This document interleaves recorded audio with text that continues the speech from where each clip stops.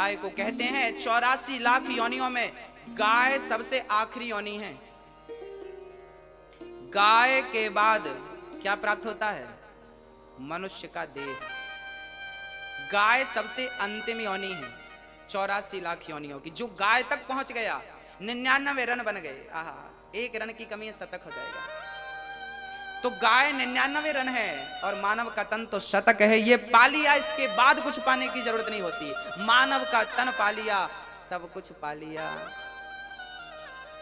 सच्चिदानंद रूपाय, ईश्वर सत्य है, सबको उसकी आवश्यकता है। चित ईश्वर रहते कहां है? बताओ, भगवान कहां रहते हैं मैया जी? भगवान कहां रहते हैं? जोर से बोलना, मैया, ओ मैया, कहां रहते हैं भगवान? कहां? यहां? तो चलो मैं एक्सरे करा लेता हूं। यदि भगवान यहां रहते हैं तो एक्सरे करा लेंगे, आ जाएंगे यहां। एक्सरे में सब चीज आ जाती है जो अंदर होती है। आएंगे भगवान एक्सरे में? आप कहते हो भगवान यहां रहते हैं, यहां यहां यहां यहां एक्सरा कराएंगे तो आएंगे? बोले नहीं आएंगे महाराज जी, मत पैसे लगाओ। नहीं आएंगे, सच्ची नहीं आएंगे। भगवान को आपने गलत जगह बिठा रखा है। भगवान यहां नहीं होता। आप कहते यहां होता। भगवान मंदिर में, ना भगवान मंदिर में होते हैं, ना भगवान तीर्थों में होते हैं, ना भगवान हृदय में होते हैं, ना भगवान कण कण में होता है। भगवान कहां होता है? बोले भगवान तो भक्त के विश्वास में होता है। अगर विश्वास है तो भगवान है। जिनको विश्वास है उन्हीं के लिए मंदिर में भगवान है। जिनको विश्वास ही नहीं उनके लिए मंदिर में पत्थर है। मंत्र जाप मम दृढ़ विश्वासा, पंचम भजन सुवेद प्रकाशा। भगवान कहां होता है? कहां होता है? विश्वास। प्रहलाद जी ने कहा कि ये भगवान है। हिरण्यकश्यप ने कहा चल बोल, कहां तेरा भगवान? खंबा पर है। प्रहलाद जी ने इशारा कर दिया, इस खंबे पे है। हिरण्यकश्यप ने कहा इस खंबे पे है। हाँ हाँ, इस खंबे पे है। जो खड़ग निकाल कर प्रहार किया, खंबा टूट गया। कहां है तेरा भगवान?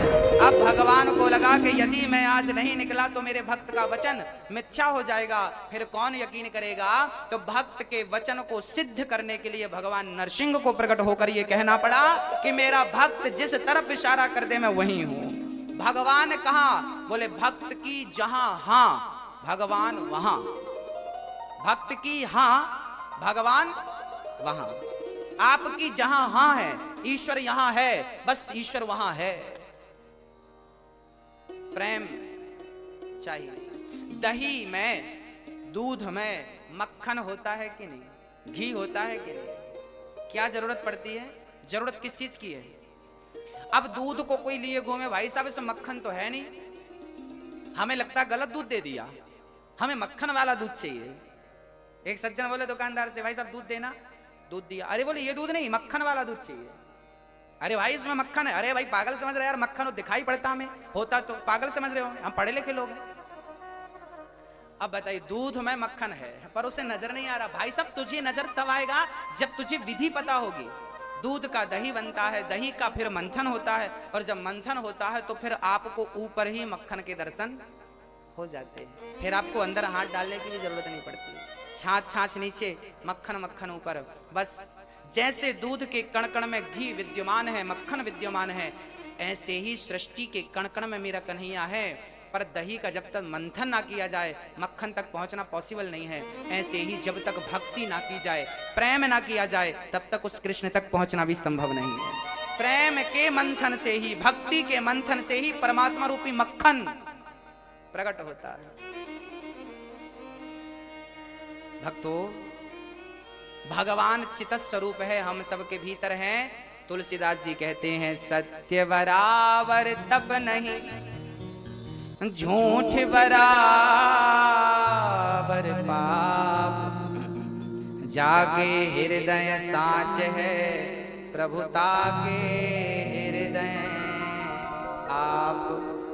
जिसके हृदय में सत्य है उसके हृदय में ईश्वर है। जिसके हृदय में सत्य नहीं है उसके हृदय में ईश्वर सत्यम ब्रूयात्। ईश्वर का नाम है आनंद। आनंद ही आनंद है। संसार में जो भी आनंद हमें प्राप्त हो रहा है वो ईश्वर का स्वरूप है। करते क्या है भगवान? विश्वोत्पत्त्यादि हेतवे विश्व की उत्पत्ति करना, पालन करना, ये मेरे कन्हैया का नित्य का काम है। हाँ, ये दुनिया को बनाना, ये दुनिया को बनाना, बना के फिर चलाना, बस इसी का काम है। बड़ा जबरदस्त इसका इंतजाम है। ये दुनिया को बनाना, बना के फिर चलाना, बस इसी का काम है। बड़ा जबरदस्त इसका इंतजाम। ये कन्हैया का काम है, हमें बनाना, हमें जन्म देना। माँ के गर्भ में 9 महीने तक हमें बनाया, फिर हमें बाहर किया। जब दांत न थे तब दूध दिया। देखिए भगवान की कितनी बढ़िया परवरिश है हमारे लिए। जब दांत न थे तब दूध दियो, अब दांत दियो तो को अन्न भी दे हैं। जल में छल में पशु पक्षिन की, सबकी सुधि लेते हैं, तेरे हूँ ले हैं। जान को देते अजान को देते, जहान को देते वो तो को भी दे हैं। रे मन मूर्ख सोच करे, क्यों सोच करे कछु हाथ न आए। जब दांत नहीं थे तब पीने को दूध दिया, अब दांत दिया है तो चिंता ना कर, पेट भर भोजन देगा ही सही। वो भूखा घुमा सकता है पर भूखा किसी को सुला नहीं सकता। ये भगवान का काम है, सृष्टि बनाना, पालन करना। एक रूप में भगवान, विष्णु के रूप में भगवान सृष्टि को हाँ पालित करते हैं, पालन करते हैं। ब्रह्मा रूप में उत्पन्न करते हैं, शिव रूप में संहार करते हैं। तापत्रय विनाशाय कहते हैं, जो भगवान की शरण में होता है जीवन में कभी दुख नहीं आता। कोई तन दुखी, कोई मन दुखी, कोई धन बिन रहते उदास। थोड़े थोड़े सब दुखी, सुखी राम के दास। संसार में सब दुखी हैं, कौन सुखी है? केवल भगवान के भक्त, वो सुखी है। इसलिए उनके वन कर रहिए। ऐसे भगवान राधा कृष्ण सहित, कृष्ण को राधा सहित श्री कृष्ण को श्री कृष्णाय वयम नमः, हम उन्हें नमस्कार करते हैं। बोलिए कृष्ण कन्हैया लाल की। यम प्रव्रजन्त मनुपेतमपेत कृत्यम, द्वैपायनो विरह कातर आजुहाव। पुत्रेति तन्मयतया तर्वोभिने दुष्टं सर्वभूत हृदयं मुनिमानतोऽस्मि। सुखदेव भगवान का जन्म हुआ। अच्छा, भागवत जी सबसे पहले किसने किसको सुनाई आपको विदित है? श्रवण करिए। ये भागवत कितनी बड़ी है मैं आपको बताता हूं। भागवत में श्लोक कितने हैं? 18,000। कितने श्लोक है मेरी माँ? अध्याय कितने हैं? 335। स्कंध कितने हैं? 12, 12। भागवत सबसे पहले किसने किसको सुनाई पता है आपको? किसने सुनाई? सबसे पहले भगवान नारायण ने अपने पुत्र ब्रह्मा को ये भागवत सुनाई। उस टाइम भागवत कितने श्लोकों की थी? आप कभी गंगोत्री जाएं, यमुनोत्री जाएं, या मां नर्मदा के उद्गम स्थल जाएं, अमरकंटक, तो जहां से गंगा निकलती है, यमुना निकलती है, नर्मदा मां निकलती हैं, पता है वहां पर ना वो बहुत छोटी सी होती है। नर्मदा जी जहां से निकली है वहां तो इतनी छोटी है कि आप छलांग लगा के पार कर लो, है ना? छोटा, उनका रूप स्वरूप छोटा है, पर वही आगे जाकर के क्या हो जाता है? बड़ा हो जाता। ऐसे ही भागवत सबसे पहले जब भगवान नारायण ने ब्रह्मा को सुनाई तब ये 4 श्लोकों की थी। केवल कितने श्लोक थे? अहमेवास्मेवाग्रे नान्यद यद सद सत्परम, पश्चादहं यदेतच्च यो वशिष्येत सोऽस्म्यहम्। ऋतीर्थं यत् प्रतीयेत न प्रतीयेत चात्मनि, तद्विद्यादात्मनो मायां यथा भासो यथा तमः यथा महान्ति। 4 श्लोकों के बड़े सुंदर शास्त्रों में हमारे गुरुजनों ने वर्णन किए हैं। फिर वही 4 श्लोक ब्रह्मा जी ने अपने पुत्र को सुनाया, देवर्षि नारद जी को। फिर वही 4 श्लोकों की भागवत जी नारद जी ने वेद व्यास जी को सुनाई। तो वेद व्यास जी ने सोचा कि भाई 4 श्लोक हम तो समझ सकते हैं, पर संसार के तुच्छ प्राणी अज्ञानी लोग सूत्र की भाषा नहीं जान सकते, इनको विस्तार करके बताना पड़ेगा कोई भी तब ये जानेंगे।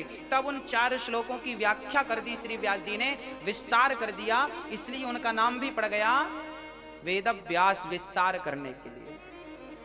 वेद व्यास जी का यथार्थ नाम है द्वैपायन। क्या नाम है? द्वैपायन।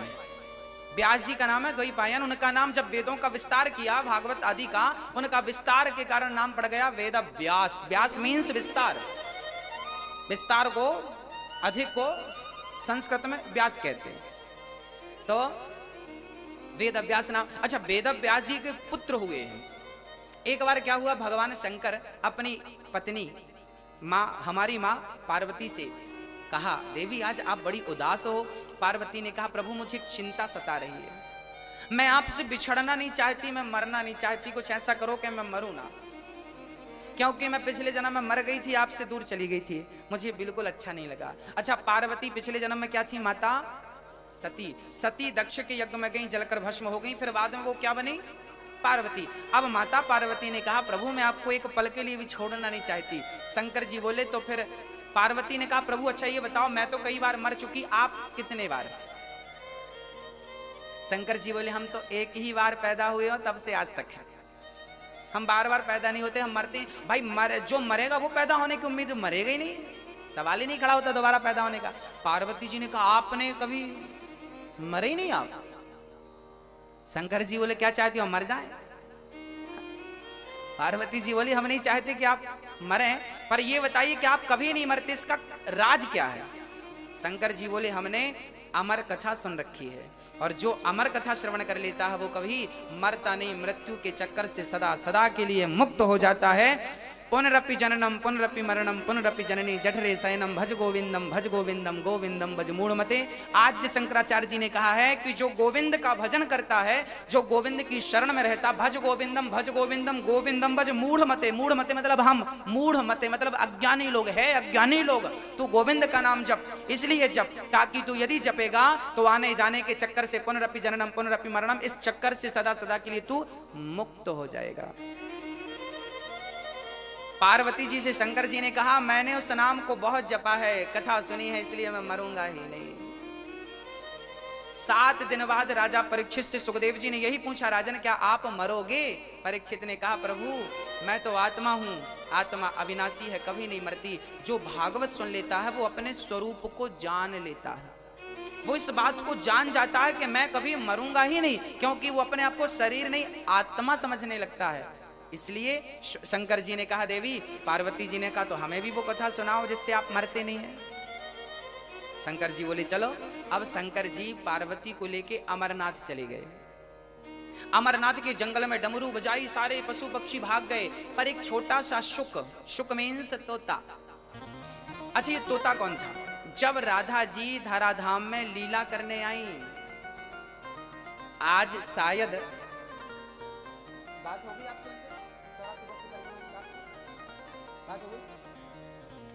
आज या कल, आज कहां कहां चलेंगे मैं आपको बता। अच्छा, मैं 2 दिन की रूपरेखा बता देता हूं। इन 2 दिन में हो सकता कुछ जगह आज जाए, कुछ जगह चले, इसलिए मैं समझा देता हूं। हम लोग 84 कोष की परिक्रमा में भांडी वन चलेंगे, है ना? कहां चलेंगे? भांडी वन में क्या हुआ था? भांडी वन में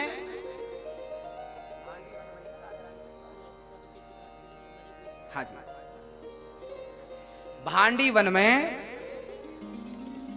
हम लोग इसलिए चलेंगे क्योंकि भांडी वन में भगवान श्री कृष्ण का राधा जी से विवाह हुआ था। आप लोगों को पता है ना, लोग कहते राधा जी से प्रेम किया तो विवाह क्यों नहीं किया। आज हम आपको 84 कोष की परिक्रमा में वो जगह दिखाएंगे, आज या कल, एग्जैक्ट आज नहीं कह सकता मैं, आपको वो जगह का दर्शन कराएंगे जिस जगह पर भगवान श्री कृष्ण का राधा से विवाह कराया था। किसने कराया था? ब्रह्मा जी ने। किसने लिखा है इस बात को? गर्गाचार्य जी ने। गर्गाचार्य जी गर्ग संहिता में इस बात को लिखते हैं। राधा जी का जिस स्थान पर विवाह हुआ था उस जगह का दर्शन करने का हमें सौभाग्य मिलेगा। भक्तों, अब एक जगह और है भरतौड़ बिहारी जी, जहां आज, अब मैं आपको रूपरेखा बता रहा हूं, अब यहां इनमें से कहां आज जाते हैं कहां कल, वो आपको हम वही बताएंगे। इसमें से एक दर्शन आज आपको हो सकता है भरतौड़ बिहारी जी का। ये वृंदावन का वो मंदिर है। मैं कथा में एक बार आपको, अच्छा, भागवत में जितनी कथाएं आपने सुनी है वो सारी लीलाएं उस जगह पर हुई हैं। वो कथाएं आपको मैं बताऊंगा, आपको याद आता जाएगा। एक बार क्या हुआ था ना, भगवान गाय चराने गए। गाय चराने के लिए भगवान श्री कृष्ण गए, तो भगवान को जंगल में बड़ी भूख लगी, तो वहां पर यज्ञ कर रहे थे, बहुत सारे पंडित जी यज्ञ कर रहे थे। भगवान ने पंडित जी से कहा, पंडित जी हमें भोजन कराइए, बड़ी भूख लगी है। पंडित जी स्वाहा स्वाहा स्वाहा, पंडित जी ने उनको, चूंकि यज्ञ करता ब्राह्मण बोलता नहीं है ना, मौन रह के करना। अब पंडित जी बोल तो नहीं रहे थे, अब बच्चों को अब बच्चे तो बच्चे हैं, खीर रखी थी तो बच्चों ने हाथ डाल दिया यज्ञशाला में। अब पंडित जी ने जो लाठी उठाई और दौड़ा, सारे बच्चे भागे, कन्हैया जी भागे। कन्हैया बोले, लाला आज तो भूखी रहना पड़े, पंडित जी तो कुछ ना देवे। अब पंडित जी स्वाहा स्वाहा किसके लिए कर रहे हैं? भगवान को खिलाने के लिए, और खास भगवान खुद चल कर आया तो लठ मार के भगा दिया। अब यज्ञ करने वाले पंडितों की पंडितानी थी, कहते ना माँ के अंदर बड़ी ममता होती है। वो पंडितानी देख रही थी कि बच्चे बड़े भूखे हैं और बड़े सुंदर हैं, और इन बच्चों को भोजन। अब पंडितानी ने जल्दी से बच्चों को, बेटा यहाँ आओ यहाँ आओ। अब पंडितानियों ने बुलाया और जल्दी से बढ़िया खीर बनाई और बढ़िया हलवा बनाया, बढ़िया पूड़ी बनाई, और ठाकुर जी को गोद पर बिठा के, यज्ञ करने वाले वो स्वाहा ही स्वाहा करते रह गए, और इन्होंने तो बढ़िया गोद पर बिठा के जगत के पालनहार को खिलाया अपने हाथ से। अब पंडित जी ने देखा मेरी पंडितानी खिला रही है, अभी आता हूं, खैर नहीं तेरी। अब पंडितानी ने घूंघट कर लिया, उस तरफ देखेंगे नहीं। अब पंडितानियों ने बड़े प्यार से मेरे कन्हैया के लिए भोजन बनाया और भोजन कराया, और जब भोजन करके जाने लगे भगवान, तो जिस जगह पर पंडितानियों ने भगवान को गोद पर बिठाकर भोजन कराया था, उसी मंदिर का नाम है भरतौड़ मंदिर, जो 84 कोष की यात्रा में आज या कल आपको दर्शन होगा। वो जगह, फिर वो कथा भागवत में आएगी 10वें स्कंध में, आपको सुनाऊंगा एक बारी और। पंडितों को फिर दर्शन भगवान ने नहीं दिया। फिर वो जब भगवान चले गए, तब हवन करते ब्राह्मणों को आकाशवाणी हुई, अरे पंडितों, जिसके लिए तुम हवन कर रहे हो वो तो तुम्हारे द्वारे पर आया, तुमने डांट कर भगा दिया। अब तो सारे पंडित रोने लगे, प्रभु अपराध हो गया, हम आपको पहचान नहीं सके, बड़ी गलती हो गई, क्या करें प्रभु। तब भगवान ने कहा, अपनी पत्नियों का दर्शन करो, तुम्हारी पत्नियों का दर्शन करोगे तो तुम्हारी पत्नियों में ही अब भगवान का दर्शन होगा। तब वो पंडित लोग जाकर अपनी पत्नियों का दर्शन किया कि तेरी गोद सफल हो गई, जो तेरी गोद में आज जगत का पालनहार बैठ गया, और तेरे वो हाथ सफल हो गए जिन हाथों से तूने जगत के पालनहार को भोजन करा दिया। तब अपनी पत्नियों का दर्शन किया। भगवान को फिर भी दर्शन, भगवान का दर्शन नहीं हुआ पंडितों को भी। आप कितना भी यज्ञ कर लो, कितना भी कुछ कर लो, पर आपके भीतर प्रेम नहीं है, क्योंकि मिला ही न रघुपति बिनु अनुरागा, कि ये जोग जप ज्ञान विरागा। हाँ, आज यमुना पूजन के साथ हम लोग यात्रा उठाएंगे। यमुना पूजन के बाद हम बेलवन लक्ष्मी मंदिर चलेंगे, माट भांडीर वन चलेंगे, बंसीवट चलेंगे। बंसीवट कौन सा वट है जानते हैं? बंसीवट में जहां पर भगवान ने बंसी बजा करके भक्तों को, गोपियों का आवाहन किया था। और मधुवन, मधुवन वही वन है जहां पर प्रहलाद, ध्रुव जी ने तपस्या की थी। ध्रुव जी ने 6 महीने तपस्या की और भगवान को पाया था। वो ध्रुव जी की तपस्या स्थल, तपस्थली वहां पर है, मैं आपको दर्शन कराऊंगा। ये सारे दर्शन जो हैं आपको करा करके, और फिर वही हम आपको समझाते रहेंगे कि ये दर्शन की ये महिमा है, ये दर्शन इसलिए हुआ। फिर उनका विस्तार कल की कथा में, कल के सत्य में करेंगे। बोलिए भक्त वत्सल भगवान की। अब श्री पार्वती मैया, ये सुखदेव भगवान जी राधा रानी के चरणों के दास थे। जब राधा जी लीला करने आई तो राधा जी से तोते ने कहा कि माँ मैं भी आपके साथ चलना चाहता हूँ। राधा जी बोली आप जाएंगे तो वहां पर आपका भी कोई कार्य नहीं है, जब मैं लीला पूरी करके आऊं तब आप जाना। जब राधा रानी लीला पूरी करके चली गई, उसके बाद श्री सुखदेव जी आए, और यहाँ पर जो शंकर जी पार्वती को जहां पर कथा सुना रहे थे, सुखदेव जी बैठे थे।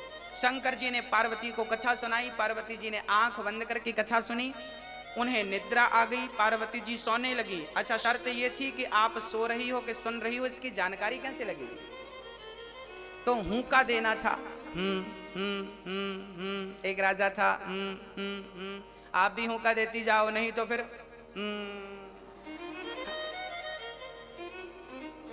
बोलो राधे।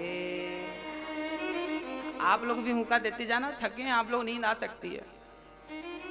शंकर जी हुंका सुनते गए। अच्छा, पार्वती जी सो गई ना, तो तोता हुंका देना शुरू कर दिया। और जब तोते ने हुंका दिया, कथा पूरी हुई। शंकर जी ने जयकारा लगाई, बोलिए वृंदावन विहारी। अब उनकी नींद खुली। पार्वती जी ने कहा, स्वामी जी आगे क्या हुआ, फिर क्या हुआ? शंकर जी ने कहा, कथा तो पूरी हो गई, आप कहाँ थी? मैं सो गई थी। अच्छा, तो फिर हुंका तो बराबर मिला, जवाब किसने दिया? अब शंकर जी ने पलट कर देखा तो तोता बैठा था। शंकर जी ने त्रिशूल निकाला, चोरी से तुमने कथा सुनी। त्रिशूल निकाल कर दौड़े।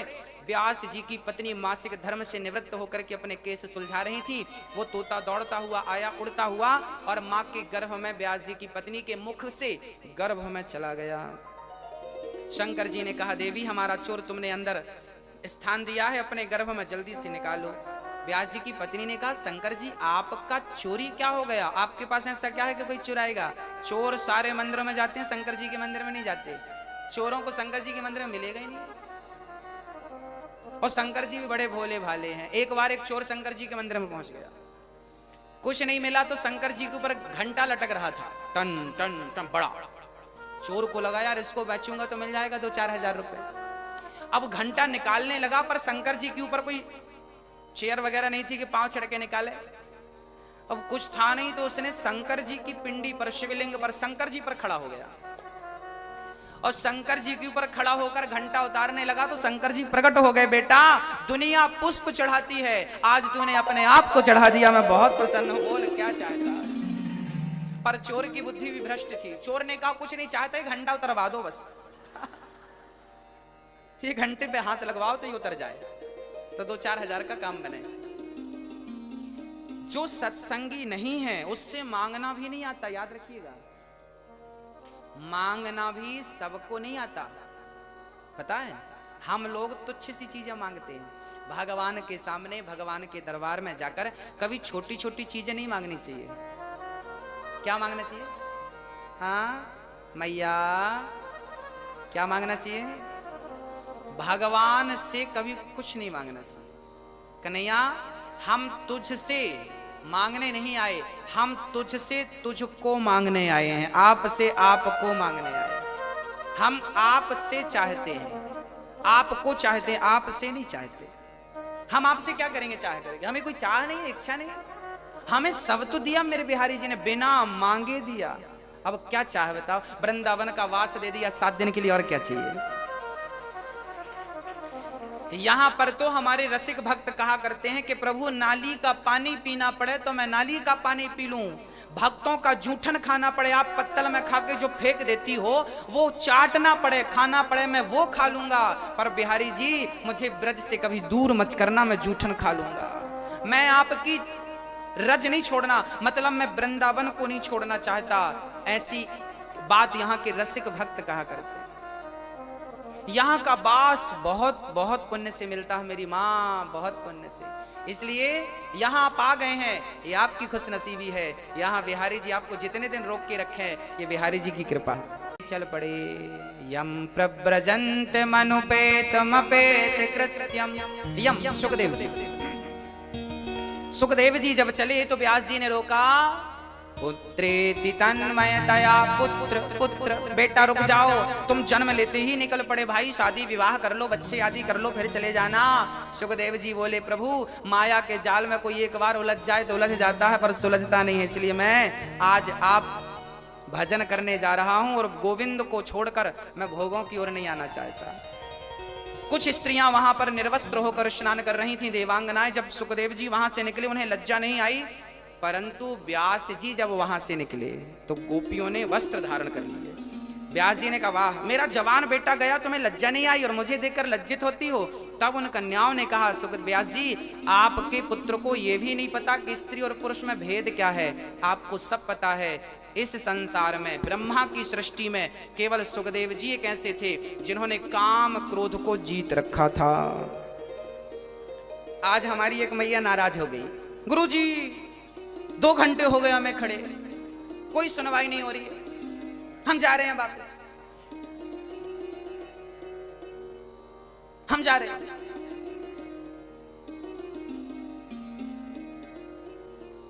है ना, होता है।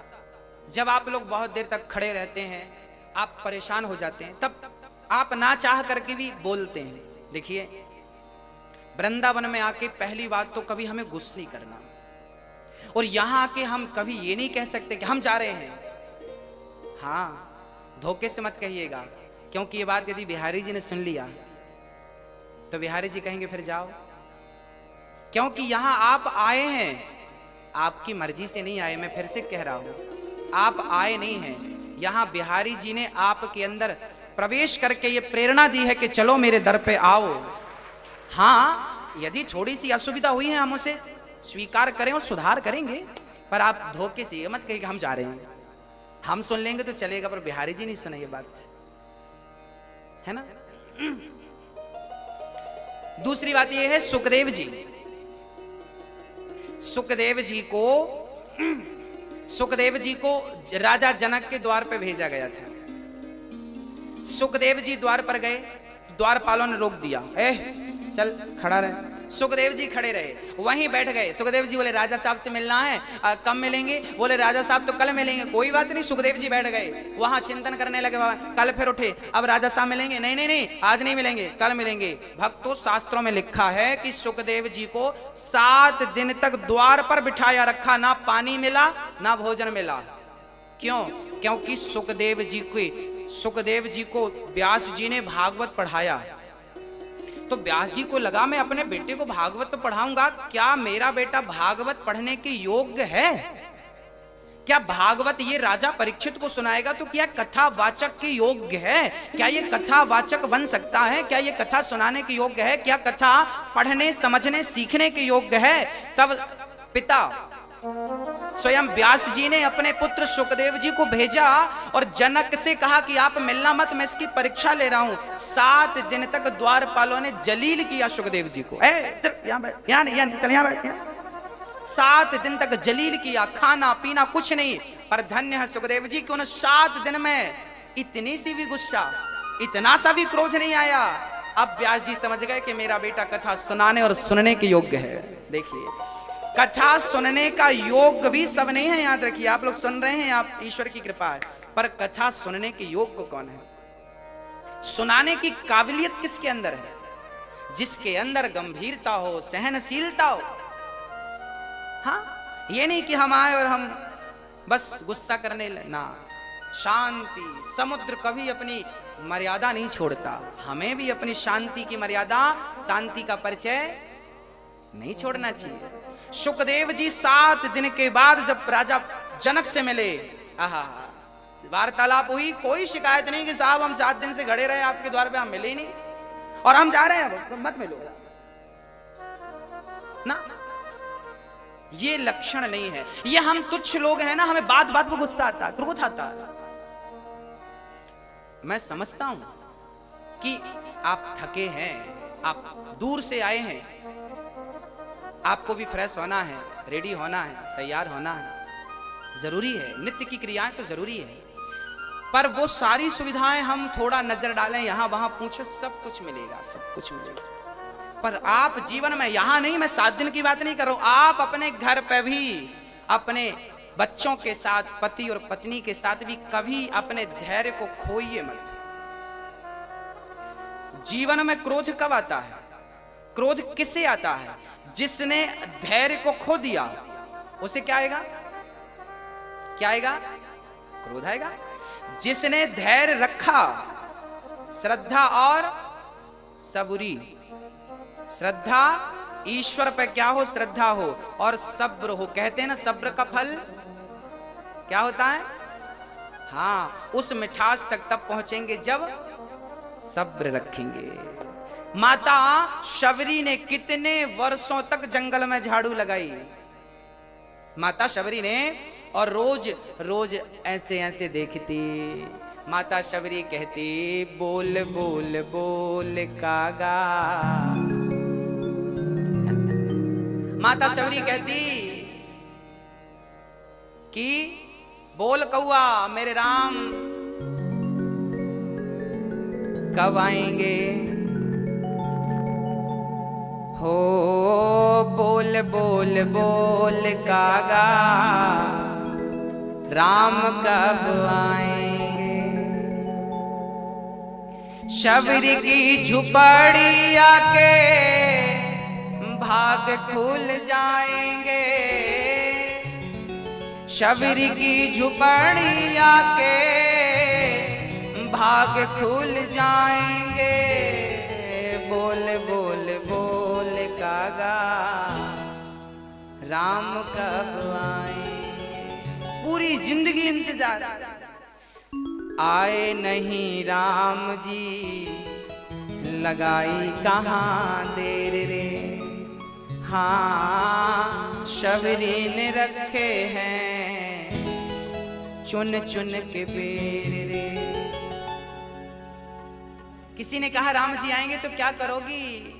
राम जी आएंगे हम जंगल को जाएंगे, जंगल में जाके मीठे मीठे बेर लाएंगे और बेरों का भोग अपने राम को लगाएंगे।